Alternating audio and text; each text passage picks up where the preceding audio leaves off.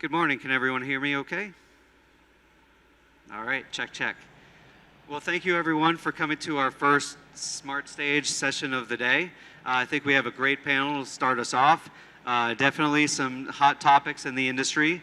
So welcome to Lighting and Networking Trends in 2023.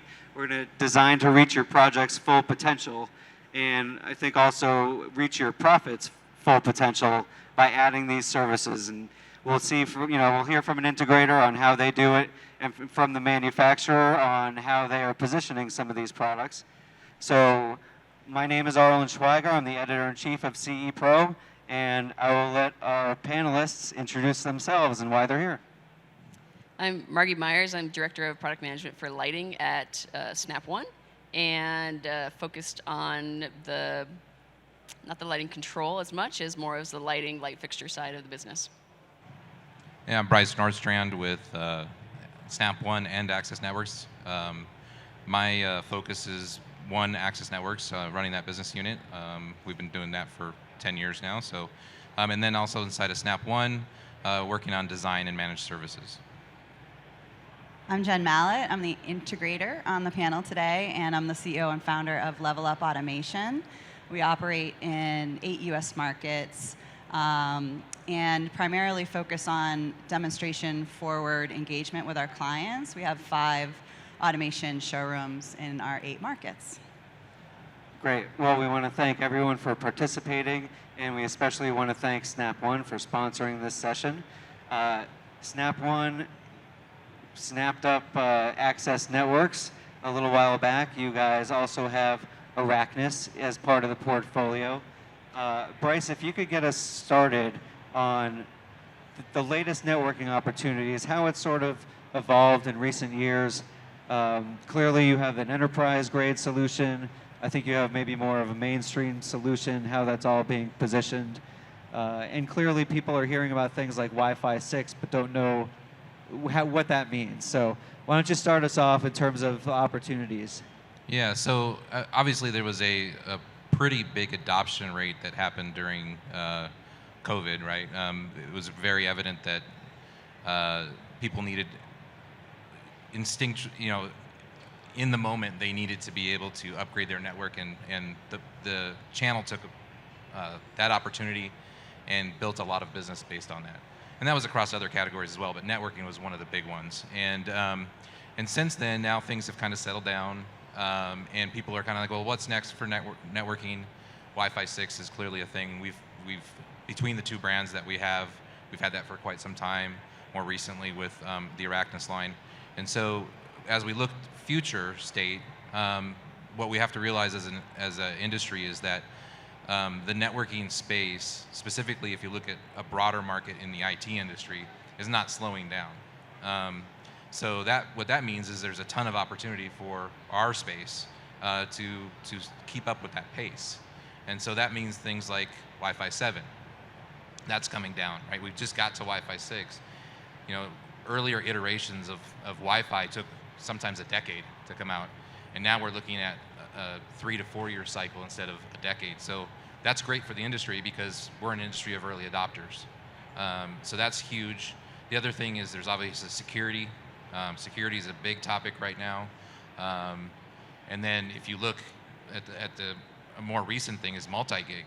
Multi-gig ISP services, multi-gig opportunity for internal networks in the home, upgrading opportunities there. So there's a lot going on as far as, okay, we've come out of COVID, we had a high adoption rate just to get people up and running. Now we've got all these great technologies that are coming down the pipe that we can also use those as touch points with our clients. Integrators can use those as touch points with the clients to continue that conversation, stay connected to that client. Bryce, we know that certainly one of the key topics these days that you just kind of hinted on, the security aspect, the cybersecurity aspect. We know from some of the research that we've done, I think we did some in conjunction with our sister publication, Security Sales and Integration, and I believe with the CTA as well. But we know that the traction for doing anything with cybersecurity, not just among home automation integrators, but even among physical and electronic security integrators, is very low still, and that they really don't do more than what the manufacturer has baked into the products. So can you tell us a little bit, especially coming from a place of where you're delivering, quote unquote enterprise grade networking. I'm sure as they all had their systems upgraded, and then they're seeing that Snap has oversee, and my integrators can tap into my system. Who else can do that? How do you guys respond to that? Yeah, so really there's a few different things that you can look at from a cybersecurity perspective that are opportunities and risk, right? So the opportunity is a service model around cybersecurity. The risk is not doing it properly. And when you talk about not doing it properly, part of that is direct education of the end customer. We can do a lot as an industry to protect the client from threats. Physical security and digital security, we can do a lot. But if we don't educate the end customer on clicking on the wrong thing or sharing passwords or those kind of, that seem like simple things, but we probably all do it from time to time. And as an industry, we need to start working on the education side of the end customer. And it's a very cybersecurity in itself is a very complicated topic. And it's the thing that we can do best as an industry or as partners, us partnering with integrators, is educate them and become subject matter experts. Because for a lot of companies to go out and hire a cybersecurity expert, it's a very expensive endeavor. It's very expensive.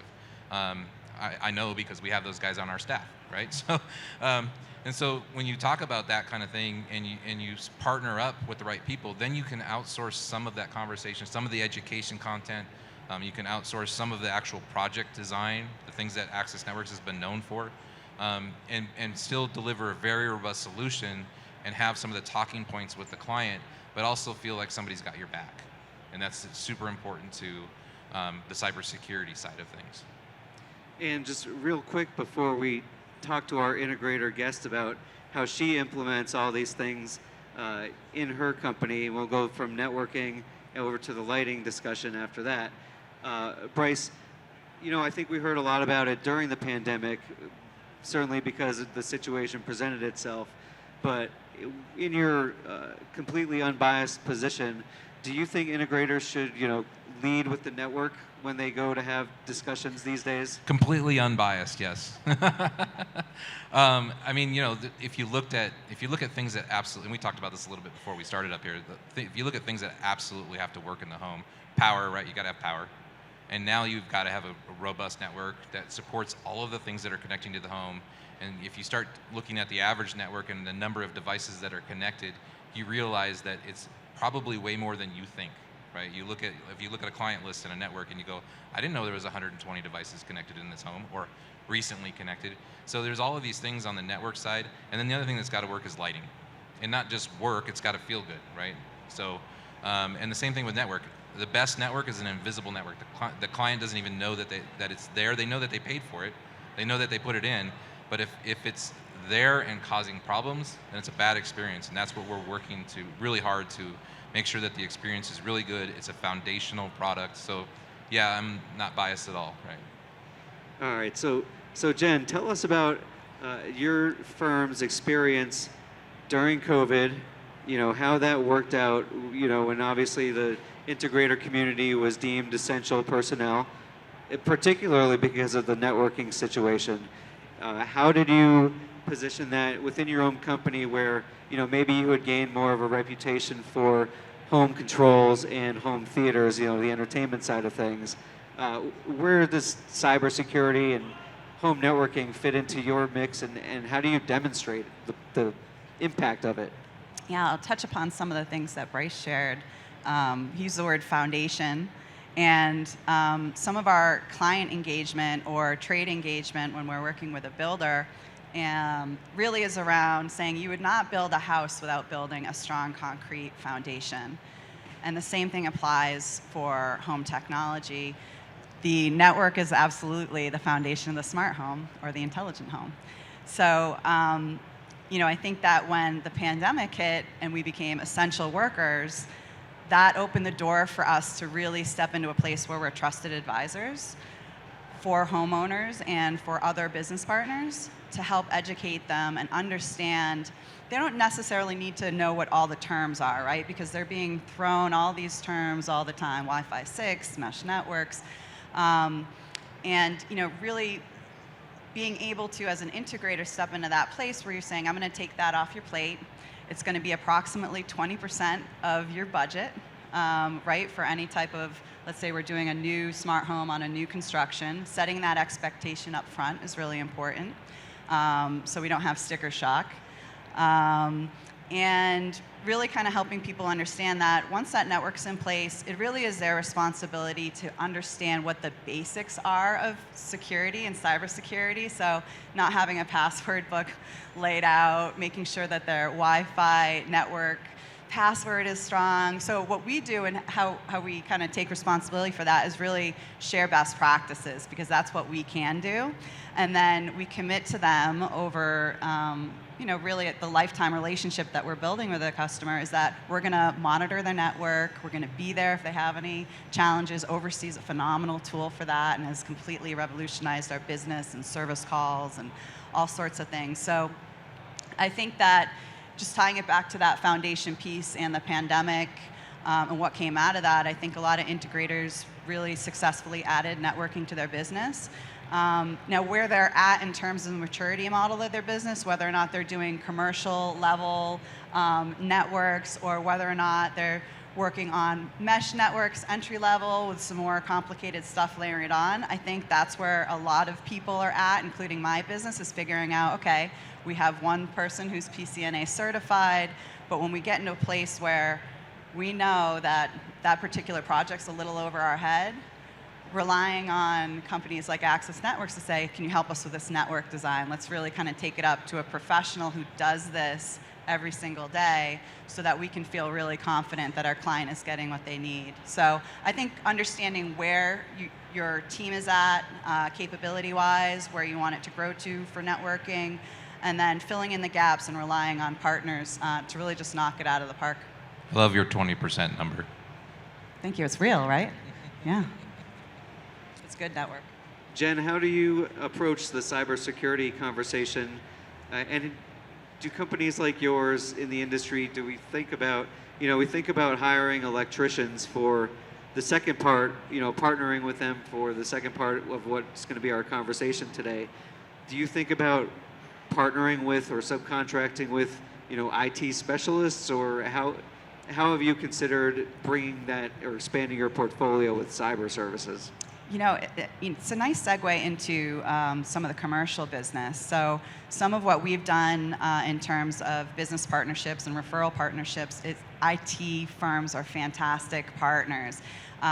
Generally speaking, they're working with small to medium businesses, not on the residential side, but on the commercial side.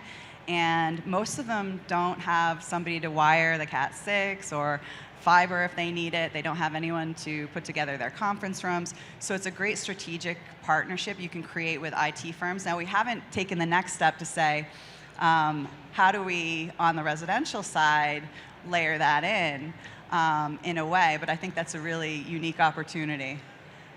So how much commercial business does your company do? 30%. 30, okay.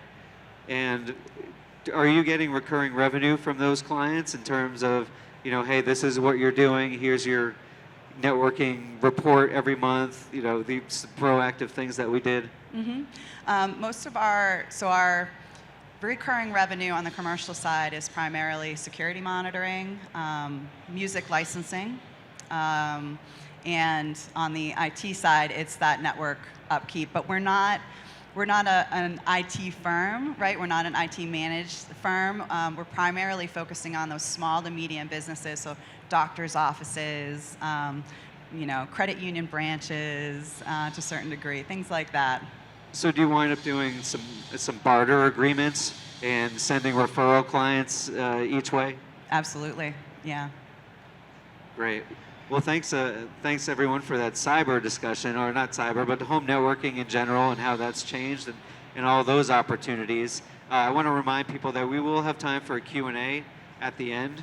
So if you have questions that are coming up, please keep that in mind and we'll get into that. But we want to transition now into another just huge opportunity that really has exploded over the last few years, and that is lighting fixtures, control for them, how they impact a home, how they impact dealing with specifiers and things like that. So, Margie, why don't you get us started on, how Snap looks at the lighting fixtures market and how you're positioning it with integrators.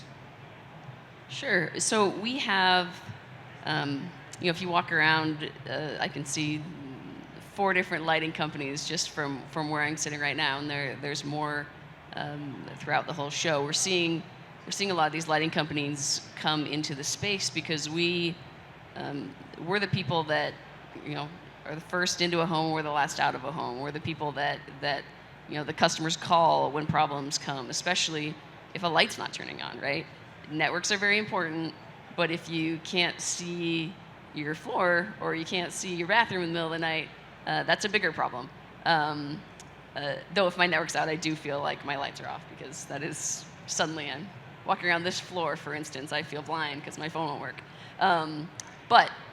So lighting's coming into this space, but the challenge is that people are used to lighting like we have here, where there's just a grid of lights throughout a house, and these companies are coming to our space because they're recognizing that we're the ones to help people actually create environments in their homes, and so we're seeing very expensive light fixtures come into our space. But as an integrator, you can't just put a $1,000 light fixture on your table and say you need this in your house.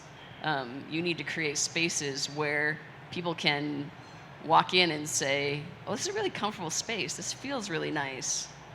And then you start pointing out, well, do you hear that music that's subtly rolling in? Do you feel the light that's on you? Do you see how we've lit this space so it feels this way?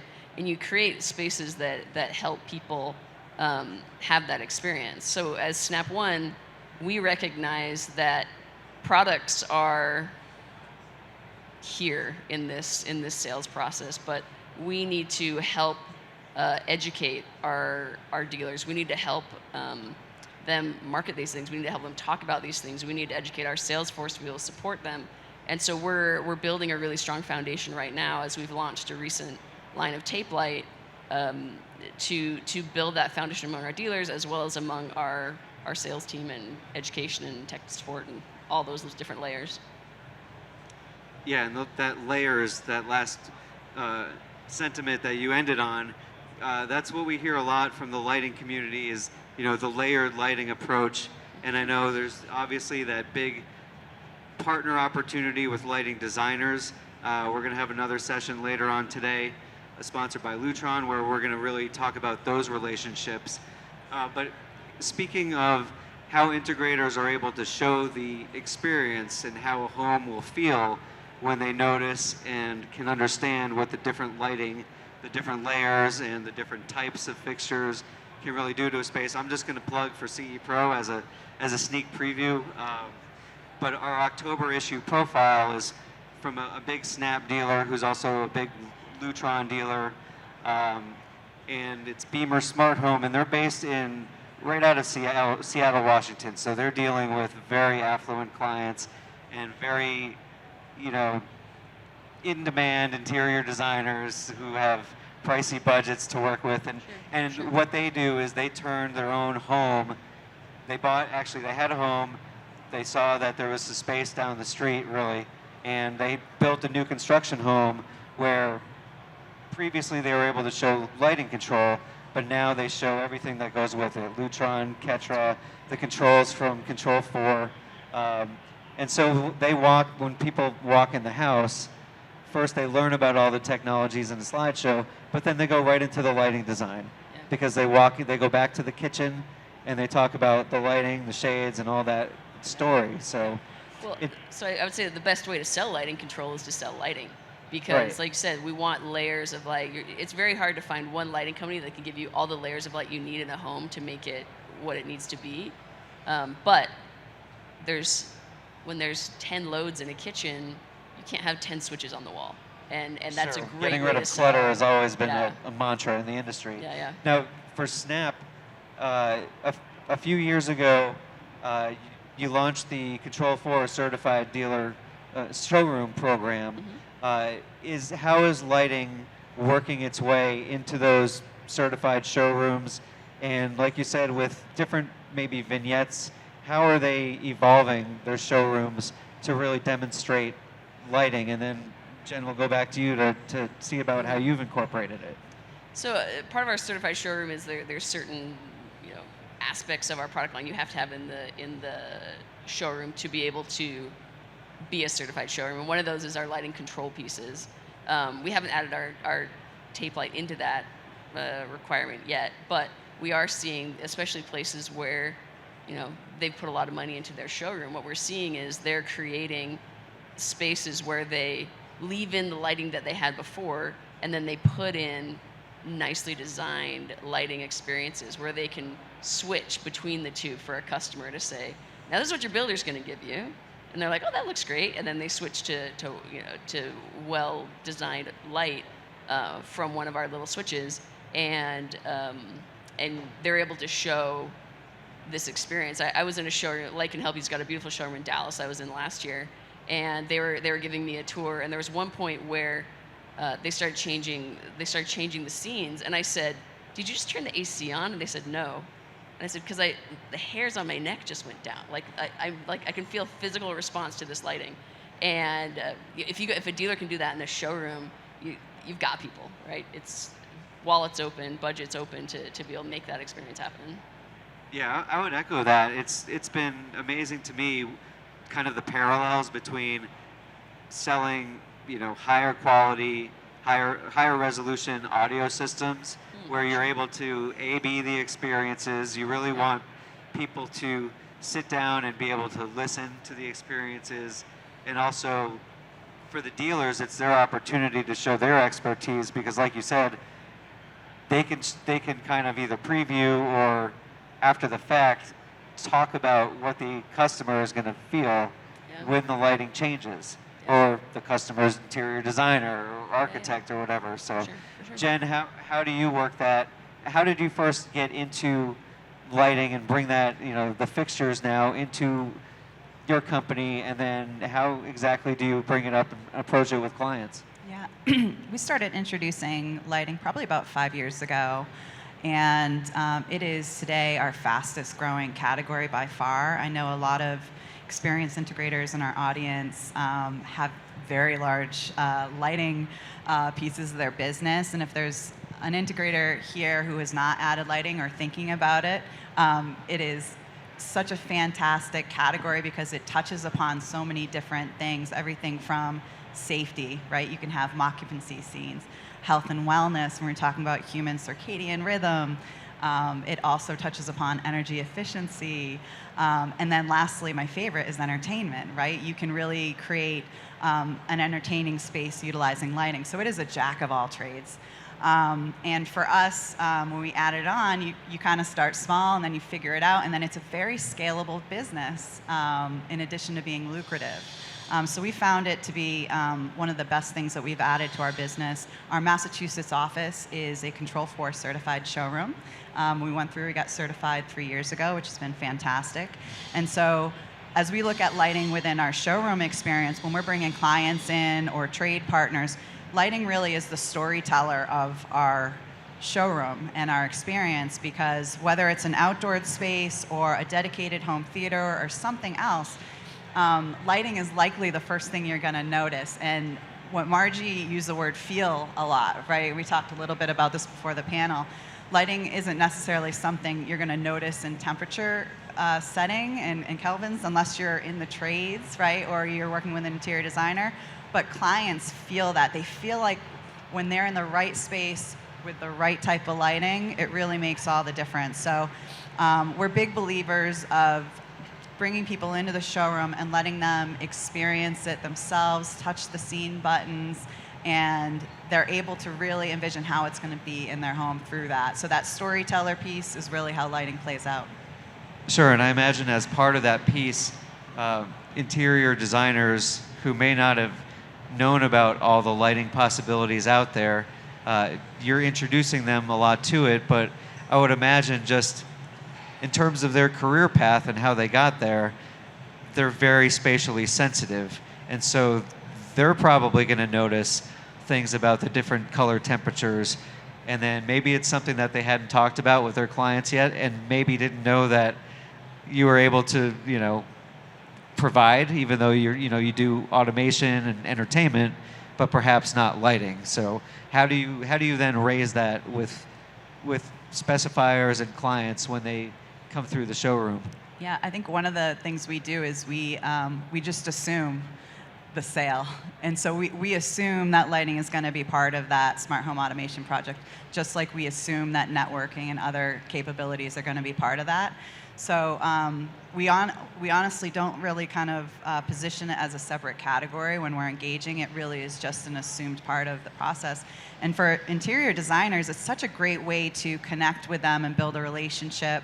CEDIA has a great certified outreach instructor program with health and wellness and lighting, CEU courses where we can actually continue to build a relationship and build value for them so that they can learn more and improve their careers. But I think that for lighting controls particularly, I think the thing that is most impressive to trades really is the control aspect. So they may understand temperature, light, and brightness and things like that, but they really are impressed with, oh, this is actually going to work.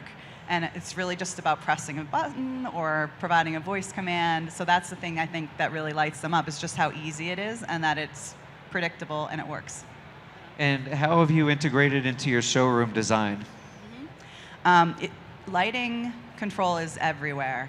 And so each area within our particular showroom in Massachusetts, the theater area we have, which really is kind of multidimensional, you can take one room, right, and it can be several rooms based on how the light is reflected and designed around it.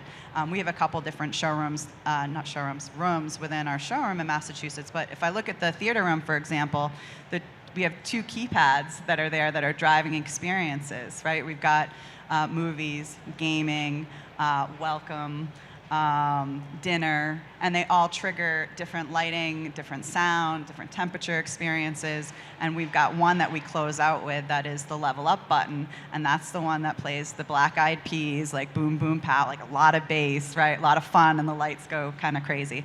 So we utilize that for that space. And then our outdoor area, we have, essentially an outdoor landscaped area, and we show them, okay, this is how you extend your lighting experience, your entertainment experience outside.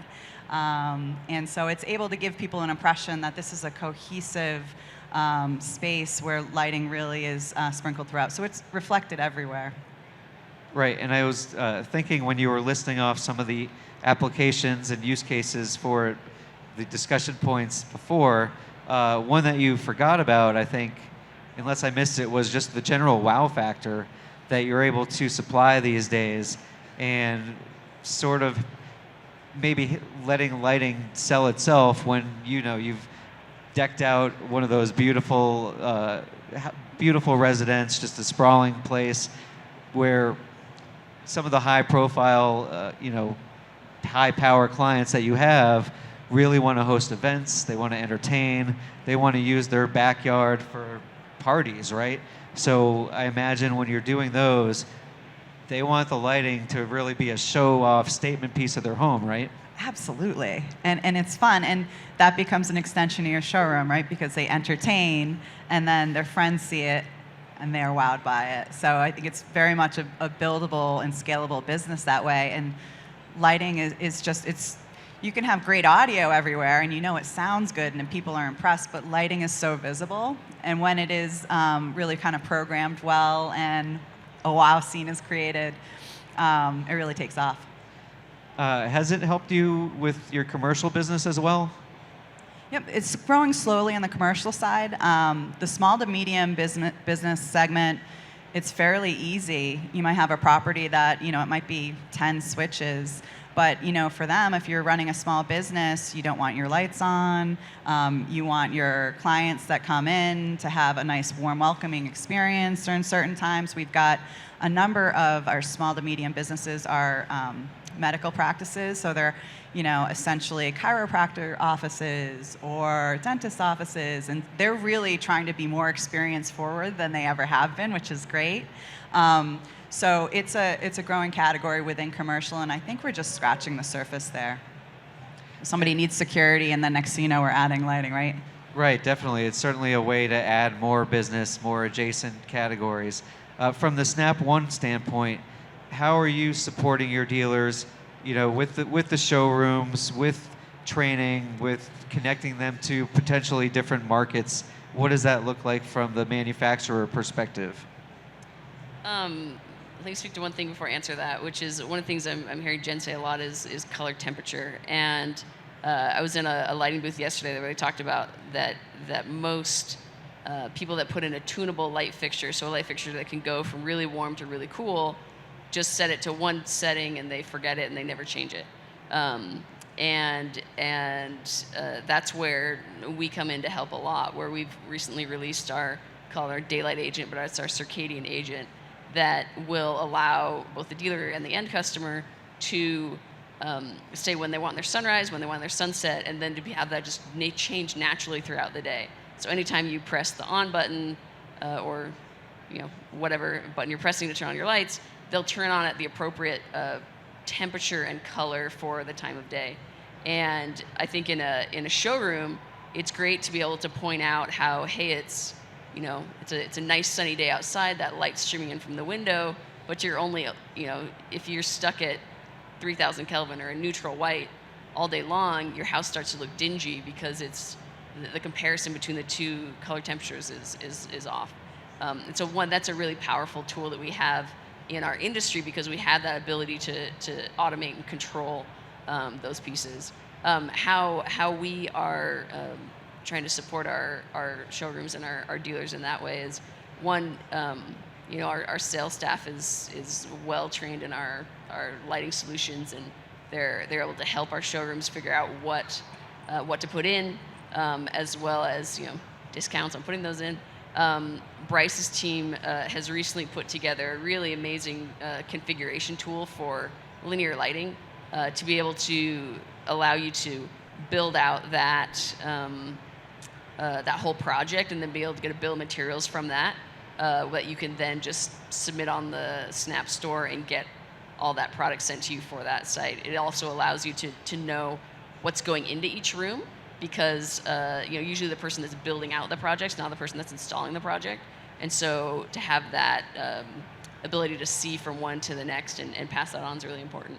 And we're also putting together a portfolio of products to be able to help our dealers be really successful and be able to come to us for most of what they need. Bryce, I know we had talked previously to being here on the Smart Stage, and we talked, of course, a lot about the home networks, but you had mentioned that you were almost like having a crash course in lighting just because of how popular it's become. What are some of the sort of fresh perspectives you can bring from coming from a different category into the opportunities for lighting that you've seen? Yeah, I think I come from the integration space, as an integrator for many years prior to working for Access Networks and Snap One, and lighting was very little talk at the time.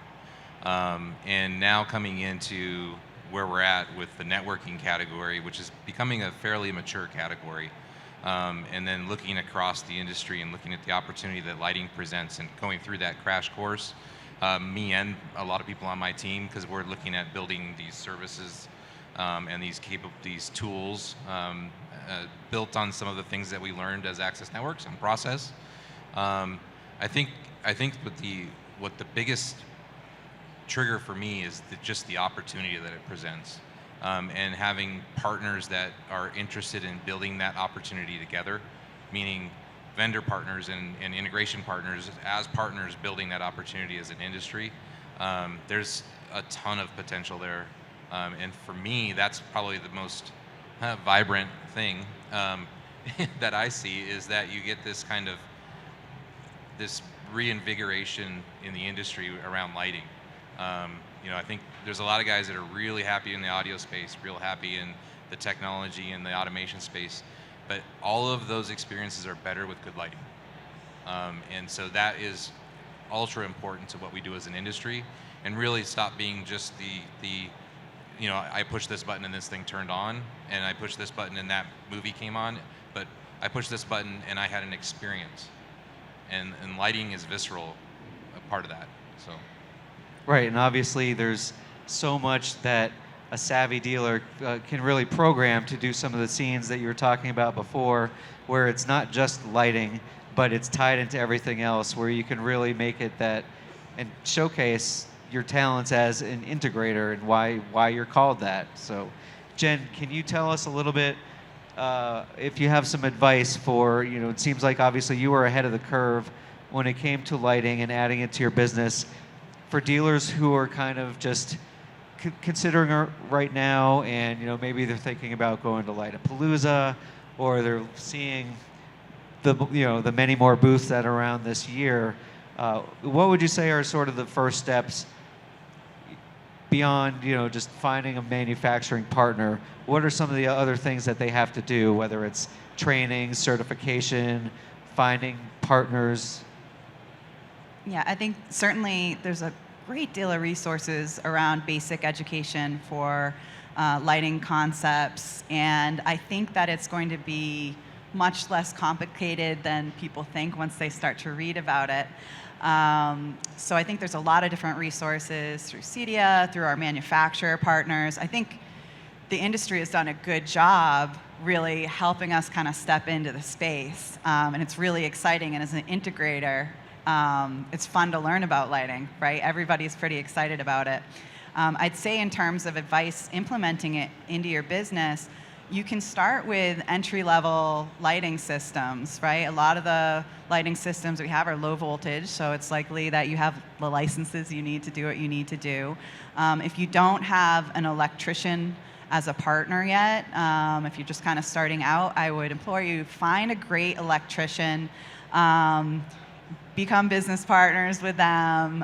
That's going to be the person, as you step up into your lighting business, that's going to be swapping out switches and doing other things for you if you don't have that electrical license as part of your business now.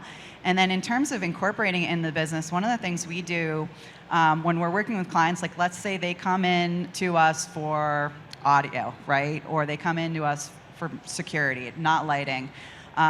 What we'll do as part of that engagement with the showroom and things like that, if they're not completely sold on lighting automation, right, that's maybe they're just in this kind of spot that they didn't think they were going to purchase that, or they didn't have a budget for it, one of the things we'll do is we'll put in a keypad. We will donate a keypad as part of that project, and we will program buttons, just one. And is there something clapping back there? Yeah.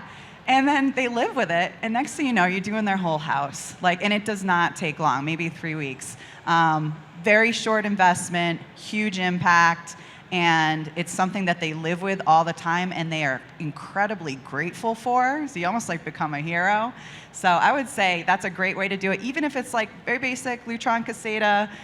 Start there, and then donate one, and then just watch it take off. Do you tell them to put it in certain rooms, like maybe a multi-purpose media room, or their kitchen? I'm a huge fan of the kitchen. I put if it's a Control 4 customer, Control 4 keypad in the kitchen, or certainly a panel. But panel's a little expensive to donate. But a keypad, basic keypad, right? I personally think people live and experience the kitchen. A lot of clients, and that's a fantastic place to have great lighting. And sure, go ahead. So one, you mentioned Light-A-Palooza. That's a fantastic show.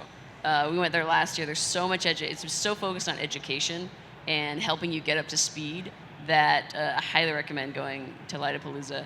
The other thing I would say is learn as much as you can about lighting design. I've been steeping myself in it for the last several years, and I actually get physically ill when I hear about someone building a huge home who can afford good lighting and doesn't have it. We went. Some of us went to a house in Utah that's this underground layer, and there was this room that was so poorly lit, and I woke up the next morning with a panic attack about how badly lit this room was, and how I needed to send an email to this famous person saying, I will for free help you fix this room because I'm so concerned about how bad it is. I think if you can get to that level of loving lighting, I think you can sell it really well. It wasn't Robert Redford, was it? It wasn't. It was Brandon Sanderson. He's a famous fantasy author. All right, and so just to close us out, Jen, I wanted to go back to you. If you could, you might not know these numbers off the top of your head, but maybe you could ballpark them. So just say over the last maybe 2 years, what percentage of your business growth has been attributed to more lighting sales? Doing a little math in my head. I would say 20%. And I think that's conservative. And All right. I would add that networking probably is another 20%. They're two blazing categories. Yeah. And then the last question, I think for the networking, we're hoping that the answer would be 100%, but what would be a ballpark percentage of your projects that include some element of control or fixtures? 90%. But yeah. 90%. Okay. Close to So there. a pretty good close rate on that as well. Yes. Yeah. And I think the showroom really helps that. It really does. If we hadn't had that showroom, in many ways, it's one of our best salespeople. Excellent. Well, I think we'll end on that note. And again, I want to thank our panelists and thank Snap One for sponsoring us today. And like I said, we have some time for a few questions on the Q&A. We have a microphone right smack dab in the middle. So if any brave souls want to ask questions, now's the time. And if not, we'll wrap it up and thank our guests again, and also thank the rest of the sponsors, and stick around for some more great sessions today. Thank you. Thank Thanks, you.